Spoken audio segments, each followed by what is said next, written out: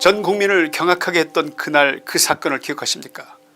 대한민국 역사상 가장 비극적이고 가장 충격적인 방법으로 자신의 삶을 끊어내버린 노무현 대통령. 그는 죽어서 좌파 세력들의 전설이 되었는데 그의 죽음 전후를 면밀히 관찰해보면 그가 왜 죽었을까 라는 의문보다는 누가 그를 죽음에 이르게 했을까 라는 의문이 먼저 고개를 듭니다. 노무현 전 대통령, 김지아 시인, 그리고 미네르바 박대성, 이 세 사람은 묘한 공통점이 있는데 혹시 그것이 무엇인지 떠오르는 것이 있으십니까?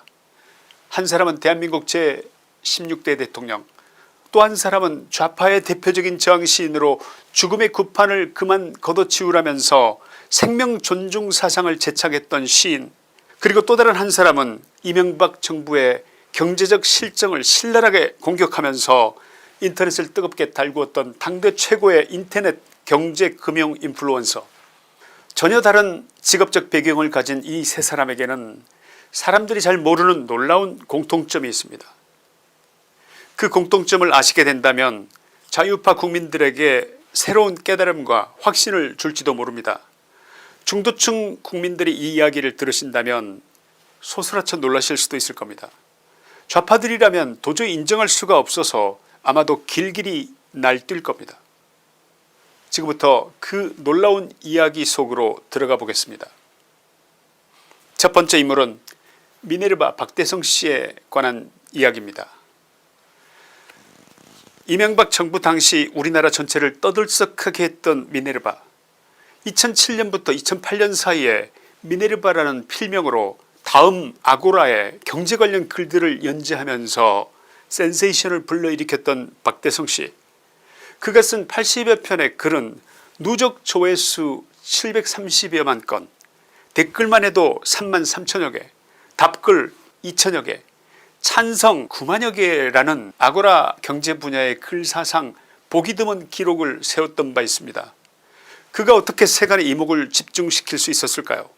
경제에 관한 해박한 지식, 설득력 있는 문장, 각종 자료를 제시하면서 경제 현상을 설명하는 글솜씨가 그의 주목이었습니다. 특히 그는 리먼 브러더스의 몰락을 예언했고 이어서 경제 위기가 다가올 것이라는 것을 예측한 바 있는데 실제로 그 예언은 적중했습니다. 주류 언론이나 방송 3사에서까지도 그 필명이 언급되고 그에 관한 특집 방송까지 제작됐을 정도로 당시 미네르바라는 이름은 일종의 사회적 신드롬이 되었던 것입니다. 당시 사회적 분위기가 타오르는 미네르바의 글에 미네르바라는 사람에게 기름을 끼얹은 셈이었습니다. 첫째, 2008년 당시 우리 사회는 소고기 광우병을 과장 보도한 MBC PD 수첩으로 인해서 촛불 시위가 극에 달했던 시기였습니다. 둘째, 미네르바는 주로 반 MB 정부 반 여권 정서를 기반으로 해서 한국 경제 위기론을 역설했었습니다. 셋째, 좌파 운동권 세력들이 그를 열렬히 지지했습니다. 자신들의 이명박 정권 타도 운동에 큰 도움이 된다고 생각했기 때문일 것으로 추측됩니다. 당시 이명박 정부는 소고기 광우병 시위가 전국을 달구면서 위기의식이 대단했던 것인데 여기에 미네르바까지 나서서 정부의 경제 정책을 비판하면서 반정부 시위를 부채질하고 있다고 의심하면서 미네르바 때문에 골치 아파하고 있었던 그런 상황이었습니다. 바로 그 즈음 미네르바는 뜻밖의 큰 실수를 저지릅니다. 정부가 달러를 매수하지 못하게 하는 긴급 공문을 발송했다, 이런 내용의 글을 올렸는데 이것은 사실 명백한 허위사실이었습니다. 경찰은 때마침 구속의 빌미를 제공한 미네르바 박대성을 허위사실 유포죄로 구속했습니다. 이 같은 허위사실 유포 행위로 인해서 20억 달러라는 엄청난 외환 방어 비용이 발생했기 때문이라는 것이 당시 검찰의 주장이었습니다. 이 일은 즉각 좌파 운동권 세력들의 극심한 반발을 불러일으켰습니다. 정당한 비판을 가로막는 독재정권의 검열 부활이라면서 미네르바 구속을 맹비난하고 나섰습니다. 2009년 4월 20일 마침내 그는 법정에서 무죄 판결을 받고 풀려났는데 출소 후에 그가 언론과의 인터뷰에서 폭로한 내용이 충격이었습니다. 그 내용은 다음과 같았습니다. 첫째, 수감돼 있던 당시 일면식도 없는 사람들이 자주 면회를 왔었다는 것입니다. 둘째, 그들은 충격적인 부탁을 했는데 내용이 이랬습니다. 당신이 죽어주면 안되겠냐, 당신이 죽으면 이명박 정권 붕괴의 시발점이 될 수 있고 당신은 정권을 붕괴시킨 열사로 역사에 길이 남는 전설이 된다는 것이었습니다. 셋째, 한 명이 아니었다는 것입니다.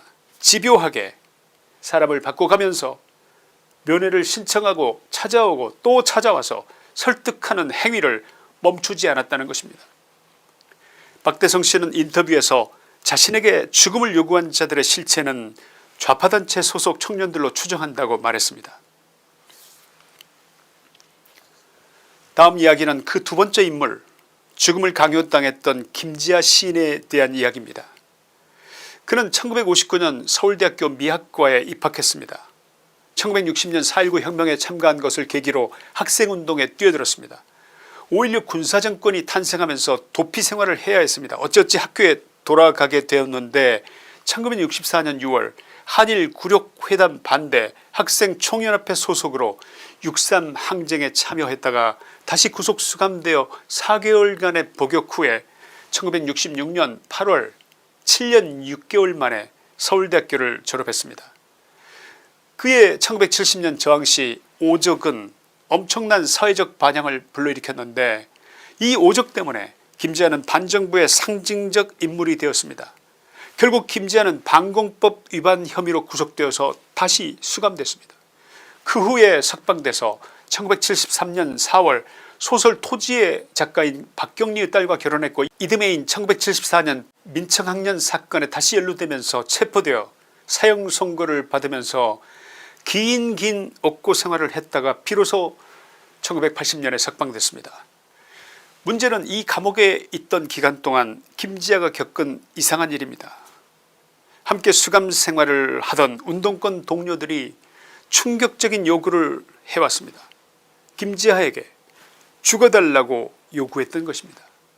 너의 죽음은 독재를 타도하는 불길의 도화선이 될 것이고 너의 죽음은 역사에 길이 남을 것이라는 설득, 그들의 집요한 설득과 압박은 심각한 정도였다고 추측됩니다. 그러나 김지하는 그들의 요구를 끝까지 거절했습니다.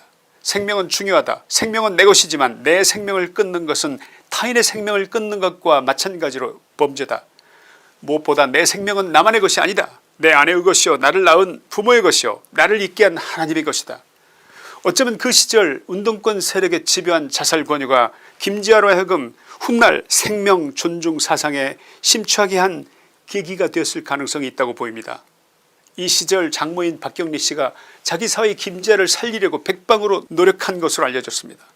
직접 석방 시위를 벌이기까지 했는데 운동권 세력들의 반응이 뜻밖의 놀라웠습니다. 그들은 대놓고 김지하의 석방운동을 못마땅해 하고 방해까지 했다는 것입니다. 시위를 하던 박경리 작가에게 온갖 쌍욕을 터부에 댔다는 것은 소문이 아닙니다. 누군가 만들어낸 픽션도 아니고 검색해보면 그 기록을 다수 찾을 수 있을 정도입니다. 이 해괴한 자들의 정체가 도대체 무엇일까요? 동료라면서 함께 독재 타도 운동을 했다면서 동료 김지하에게 죽음을 강요했고 동료 김지하의 석방을 방해했고 그 석방을 탄원한 가족들에게 공격을 가했던 자들, 이들의 정체가 도대체 무엇이냐 그 말입니다. 김지하는 1991년 4월 강경대군 폭행치사 사건 이후에 운동권 학생들의 분신 사망 사건이 잇따르자 조선일보에 죽음의 구판을 걷어치워라 라는 칼럼을 기고하여서 운동권 좌파들을 충격에 빠뜨립니다. 그 내용을 잠시 읽어드리자면, 지금 당신들은 무슨 짓을 하고 있는가? 당신들은 민중에게서 무엇을 배우자고 외쳤는가? 어떠한 경우에도 포기하지 않는 끈질긴 생명력과 삶의 존중, 삶의 지혜를 놔두고 도대체 무엇을 배운다고 하는가? 어느 민중이 당신들처럼 그리도 경박스럽게 목숨을 버리던가? 당신들은 흔히 지도라는 말을 쓴다. 또 선동이란 말도 즐겨 쓴다. 스스로도 확신 못하는 환상적 전망을 가지고 감히 누구를 지도하고 누구를 선동하려 하는가? 더욱이 죽음을 찬양하고 요구하는가? 제정신인가? 김지하 시인이 왜 평생 생명 존중 사상을 연구했을까요? 감옥에서의 경험과 자신이 한때 몸담았던 그 집단이 동료에게 죽음을 강요하고 동료의 죽음을 자신들의 정권 정복의 목적에 이용하려는 것을 보면서 시인이자 사상가 김지아는 마침내 그들을 끊어내기로 결심하면서 이제 그만 죽음의 구판을 멈춰야 한다고 외친 것입니다. 그러나 이미 커질 대로 커진 그 세력의 폭주는 우리가 알고 있는 것처럼 김지아의 외침만으로 멈추게 할 수는 없었던 것입니다. 2009년 5월 23일 전 국민을 경악하게 했던 그날, 그 사건을 기억하십니까?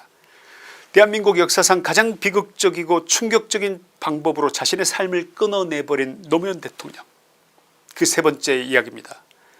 그는 죽어서 좌파 세력들의 전설이 되었는데 여러분께 묻고자 합니다. 그가 죽기 전에도 영웅이었는지 누구 대답해 줄 분이 계십니까? 그가 과연 전설이 될 자격이 있었던 것인지, 자유민주주의의 숭고한 유산을 남긴 적이나 있었는지, 그것을 묻는 것입니다. 그의 죽음 전후를 면밀히 관찰해보면 그가 왜 죽었을까라는 의문보다는 누가 그를 죽음에 이르게 했을까라는 의문이 먼저 고개를 듭니다. 첫째, 그가 죽음을 스스로 선택할 수밖에 없었던 절박한 이유가 있었던가에 대한 의문입니다. 둘째, 미네르바에게 요구했던 그 죽음, 김지아 시인에게 요구했던 그 죽음, 수많은 분신을 유도했을지도 몰랐던 운동권 세력들의 집요한 강요와 설득, 그것이 노무현 전 대통령에게 또 그대로 적용됐던 것이 아닐까 하는 의문입니다. 셋째, 누군가가 노무현에게 죽음을 선택하도록 강요했다면 그 요구의 강도가 어느 정도 센 것이었기에 결국 그것을 받아들일 수밖에 없었을까에 대한 의문입니다. 누가 돈을 받았든 그 돈을 받은 사람이 권양숙 여사든 또는 그 가족 중 누구이든 그의 비서이든 태광실업 박연차 회장에게서 노무현 쪽으로 전달된 뇌물성 돈은 총 75억여 원이었습니다.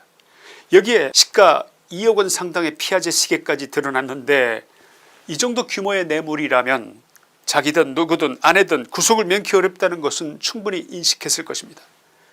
당시 노무현과 뇌물 사건을 수사했던 이인규 전 대검 중수부장은 자신의 회고록 나는 대한민국 검사였다 해서 부인 권양숙 여사가 노무현 모르게 돈을 받았다는 사실을 부인했습니다. 노무현이 모를 수 없었다는 것입니다. 조사에서 증거를 눈앞에 들이밀자 노무현은 자신의 운명을 직감했을 것입니다. 그것이 첫 번째 의문, 그가 왜 절박해질 수밖에 없었는가에 대한 답이 될 수 있을지도 모릅니다. 그렇다면 두 번째, 누군가가 그에게 죽음을 강요한 자가 있었는지의 여부입니다. 소위 운동권 출신들로 구성된 좌파 언론들은 위기에 처한 노무현을 전혀 두둔하거나 감싸려 하지 않았습니다. 충격적인 것은 약속이라도 한 것처럼 대놓고 노무현이 죽어야 진보가 산다는 투의 논설과 칼럼들을 집중적으로 쏟아냈던 것입니다. 노무현이 죽음을 선택하기 바로 한 달 사이에 말입니다. 2009년 4월 16일자 경향신문 이대근 칼럼은 노무현 당신은 재앙의 시작이었다고 해야 옳다. 이제 그가 역사에 기여할 수 있는 일이란 자신이 뿌린 환멸의 씨앗을 모두 거두어 장엄한 낙조 속으로 사라지는 것이라고 썼습니다. 미디어 오늘은 2009년 4월 14일자 노무현 전 대통령께라는 칼럼에서 죽을 때 죽더라도 하찮은 하이에나 떼에게 물려 죽지 마시고 지도자답게 산호하십시오. 당신이 죽어야 이 땅의 민주주의와 사회 정의가 불활합니다. 라고 대놓고 죽음을 요구했습니다. 한겨레는 2009년 5월 1일자 신문에 비굴이냐 고통이냐 라는 제목의 글을 싣고 지금이야말로 그의 예전 장기였던 사즉생 생즉사의 자세가 필요한 때다. 나를 더 이상 욕되게 하지 말고 깨끗이 목을 베라 라고 일갈했던 옛 장수들의 기계를 한번 발휘해볼 일이다. 이런 식으로 직접적이고 단도직입적으로 죽어달라 라고 강요했습니다. 불과 20여일 후인 2009년 5월 23일 아침 6시 15분 노무현은 불귀의 길을 떠났던 것입니다. 감옥에 있던 미네르바에게 죽음을 요구했던 그들, 감옥에 있던 반독재 저항의 상징인물이었던 김지아에게 죽음을 요구했던 그들이 또 다른 한 사람에게 과거 그랬던 것보다 더 포악하고 잔인한 방법으로 또 한 사람에게, 그것도 대통령을 지냈던 사람에게 책임지라고, 네가 지고 떠나라고 죽음의 결단을 강요했던 것입니다. 결론입니다. 이인규 전 대검 중수부장은 자신의 책에서 이렇게 말합니다. 문재인은 노 전 대통령이 자살하기 직전 7일 동안 한 번도 찾아가지 않았다. 극단적 선택 다음 날인 5월 24일 권 여사에 대한 조사가 예정돼 있음에도 현안이 없었다면서 수사의 문제점을 지적하는 의견서 한 장 제출한 적이 없으며 검찰과 접촉해 수사 내용을 파악하려는 시도조차 하지 않았다. 검찰의 솔직한 입장을 묻고 증거와 사실을 정리해 나갔더라면 대통령이 죽음으로까지 내몰리진 않았을 것이다. 봉하마을에서 대검 중수부에 출두하기 위해 버스에 탔던 그날 그 많았던 측근들과 평생의 동지들은 단 한 명도 버스에 함께 올라타 주지 않았습니다. 노무현과 평생을 함께했던 친구이자 5년 내내 청와대 민정비서로 노무현을 도왔던 그자, 가장 혹독한 시간을 보내고 있었을지도 모를 노무현을 끝내 밀어냈던 자, 노무현이 죽음으로써 가장 큰 혜택을 후에 받았던 자가 바로 문재인이었던 것입니다. 노무현이 사라지자 기다렸다는 듯 문재인과 진보 언론은 그 책임을 검찰에게 돌리면서 노무현의 전설을 만드는 데 몰두했습니다. 좌파들은 보란듯이 노무현의 죽음을 딛고 다시 부활했던 것입니다. 죽음을 강요당했던 세 사람, 미네르바 박대성씨, 김지아 시인, 그리고 노무현 전 대통령, 세 사람 모두 죽음의 대가로 전설이 되게 해주겠다는 악마의 제안을 받았지만 두 사람은 이를 거부했고 다른 한 사람은 마침내 좌파들의 영웅이 된 것입니다. 그러나 여러분 중에 그가 진짜 영웅이라고 생각하는 사람이 단 한 분이라도 계십니까? 세월호의 죽음, 이태원의 죽음, 무안공항 비행기 참사의 결과로 얻어낸 460억 원짜리 추모공원, 죽음을 제물로 삼아 축제를 벌이는 자들의 정치적 구판을 어찌해야 하겠습니까? 저들의 선동과 거짓 눈물과 돌아서서 짓는 악마의 미소가 여러분의 눈에 보이십니까? 김치환의 시사이다였습니다. 감사합니다.